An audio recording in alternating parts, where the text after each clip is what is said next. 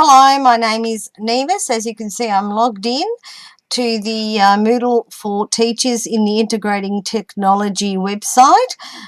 So I'm going to try and answer some of the questions that were that happened in the chat box today during the live session with Dr. Nellie.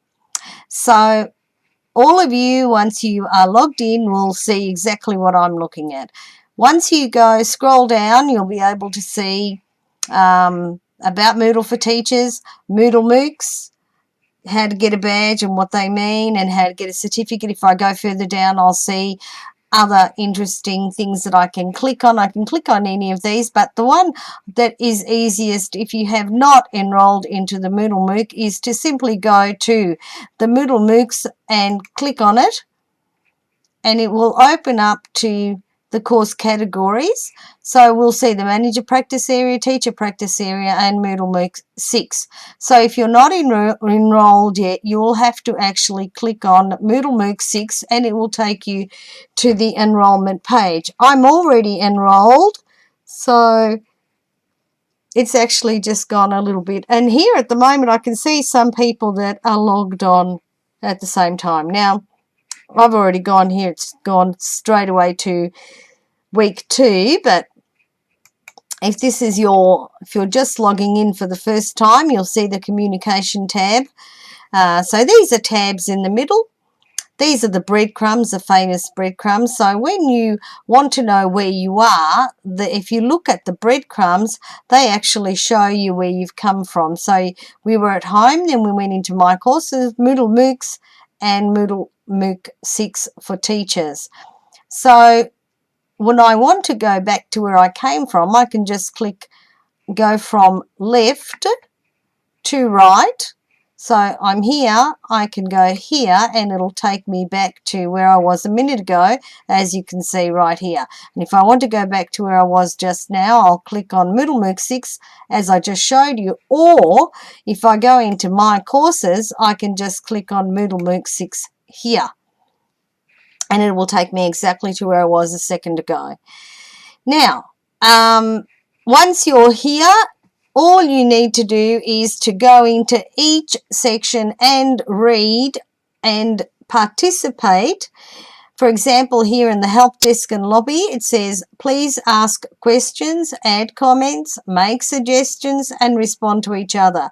And the facilitators, meaning me, Tom, and Dr. Nellie, and anyone else, even Susan Dixon is a facilitator, will come in and help you as much as possible.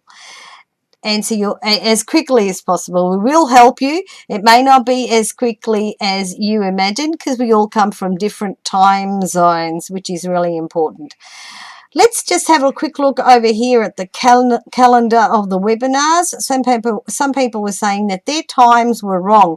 Well, the thing is that the times shown here will show the times as in the events shown. It says here in the Eastern time zone of Toronto.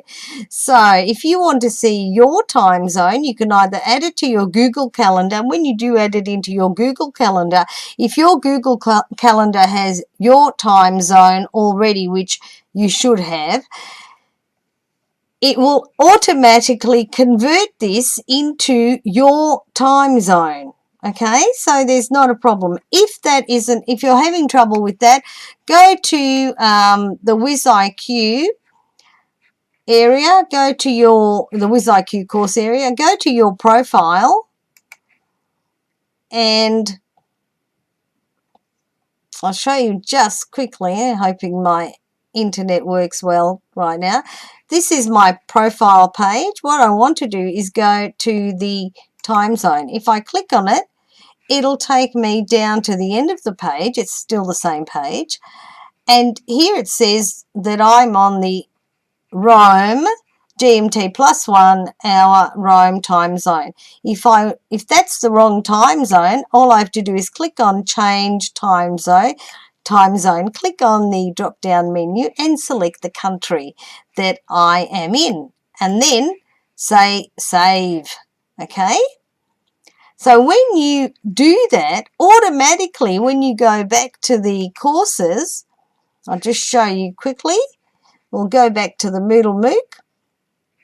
Here, I'm going to Moodle MOOC 6. This is the class that's going to be on tomorrow. And you'll see this shows 5 p.m. Western Eastern Time. Western European Time, sorry. Western European Time, because that's where I am. Okay? And you'll need to always enroll. So go in a few minutes beforehand and enroll. Or you can actually enroll in all the classes prior, but if you're slow like me, you'll have to enroll every time. And then when you enroll, it'll just come up with say join, and that's how you join the class. Obviously, the ones that came into the class today know that already. So there, it's ready to join. But again, this now shows exactly my time zone, and it will show for everybody. If your time zone has been fixed in your profile, it will show your time zone and not the Toronto time zone or my time zone. It'll show yours. Is that clear? Hopefully. All right, let's go back to the Moodle and have a look at, so when you click on this, it's the help desk and lobby. You actually go into the help desk and it'll give you a list of unread. So you have to go in and actually read everyone and see if there's anything that you can assist with, or or maybe you learn something from the questions the other people have asked. Okay, and there's Thomas Hodges, myself and Dr. Nellie, which will be answering as many and as quickly as possible. Dr. Nellie explained that we have the Moodle is in Spanish and English. So if you're Spanish, you'll be able to follow the instructions quite simply. Okay, so and add a new discussion topic. All you do is click on the button and follow the instructions. Quite very easy. Remember, this is called a rich text. Toggle the toolbar, and we have a beautiful rich text editor. You can also record a video, record an MP3, take a photograph of yourself, draw a picture. Okay, so there's quite a bit that you can do. I'm not going to do that now, but you can, if you prefer not to write, take an audio or a video, record an MP3 or a video, and include that here. Or you can have it prepared and insert a media that you've already prepared and insert it in. Although, be careful that if it's too big, it may not load it. Okay, so now, the next thing that I want to do is I'll just go back to the communication area, because what I want to show was the other problem that came about, and someone asked about how do I connect to my blog.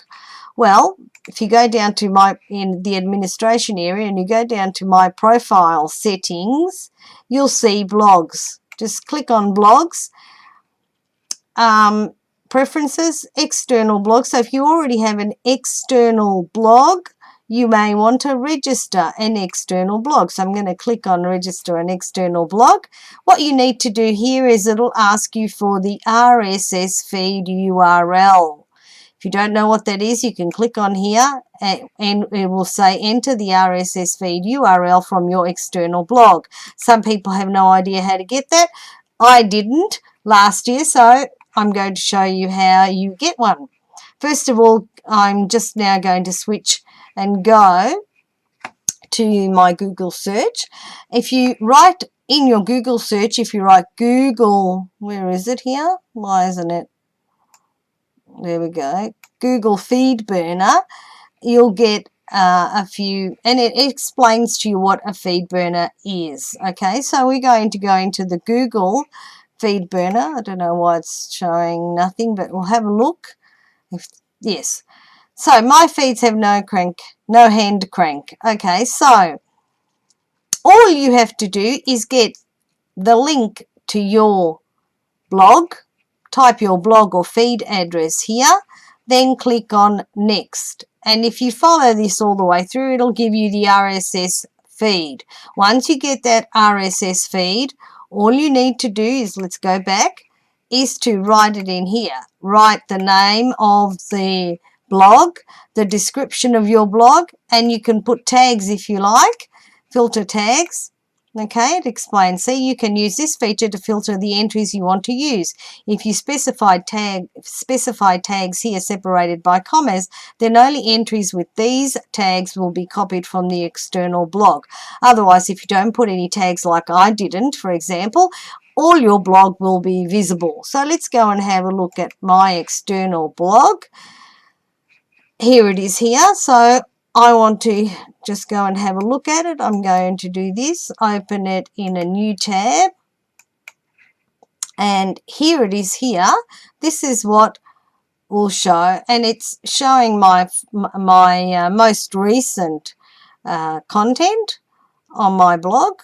Okay, going down, down, down, down. Okay, and that's all it will do. It will link the Moodle for Teachers to your blog. Okay, and you can remove it, you can go and check the settings, and it will come back as a valid feed. Okay, so that's fairly simple, how to put in your blog. Remember, one of the most important things to do is to also update your profile. Make sure there's a nice photograph of yourself. If you don't want to put a photograph of yourself, you can also use avatars, and there are free avatar creation tools online. So go ahead and just write free avatars or free avatar creation in the Google search bar, and or Bing search bar or Yahoo search bar. Any search engine will do, and you will find plenty. Then find an avatar program, creation program, and insert a nice avatar. Make sure that you insert your description, bio, don't worry about your birth date. If it shows up wrong, it happens. You may need, and then your badges will show up here. Okay, I haven't got that many badges, but anyway, hopefully I think I've answered all the questions quickly. See, I'm going to log out now soon. So I'll go back home. I can always use the navigation sidebar to go back home, and it will take me exactly to where we were at the beginning. Okay, but if I want to go to my dashboard, I can. It'll take me to profile, calendar, messages, etc. If I want to go to courses, I'll go back to the Moodle MOOC. Okay, quite easy. So see you in the Moodle.